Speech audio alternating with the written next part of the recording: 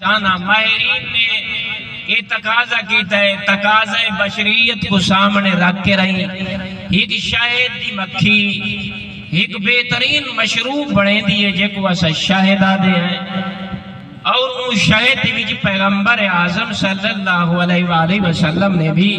ارشاد فرمائے کہ اندے جو شفا اللہ نے رکھی ہے انہیں کی فرمینے نا حضرت انسان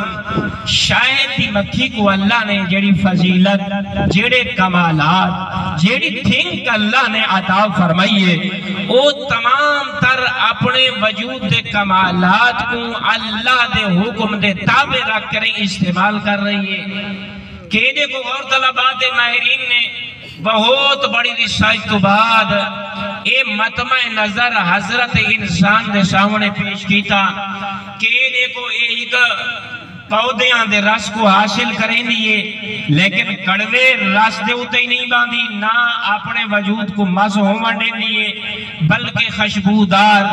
ذائقہ دار جیندے جو مٹھاس ہوئے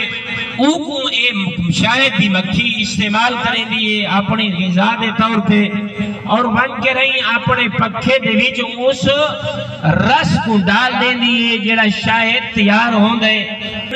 کہ یہ جڑا اللہ نے مختلف قسم دے پودیاں کو خلق فرمایا بڑے لکھے پڑے چہرے تشریف فرماؤ کہ اللہ رب العزت نے ہر پھل جڑا ہوں دا ذائقہ ہے جڑا ہوں دا رس ہے جڑا ہوں دا مٹھاس ہے وہ ہیک وقت دے ویچ وہ پھول اپنے اندر وہ باہر نہیں کڑھیں دا ان دے بہترین اوقات مثلا کوئی درخت جڑا ان دے تے پھول لگ رہی ہے صبح دے وقت اپنے اندر رس وہ دے کریں ان دے اندر بلا باہر نمو کریں دے کوئی ایسے پودے موجود ہیں مثلا ظہر دے وقت کوئی ایسے پودے موجود ہیں جڑے عصر دے وقت کچھ ایسے پودے موجود ہیں جڑے اجالے دے وچ رس کو باہر نہیں گن کے آندے بلکہ رات دے پردے دے وچ اپنے رس کو باہر کڑھے دیں لیکن یہ شاید دی مکھی اتنی دانا ہے اتنی فہم اور ادراک رکھ دی ہے اللہ نے اتنے کمالات کی چھوٹی جائی مکھی کو عطا فرمائن یہ جان دیئے کیڑے درخت دا پودا کس وقت اپنی ٹہنی دے ہوتے اپنے اس پھول کو سجے دے کس وقت اپنے رس کو ایندے وچ پہندے اور او پودا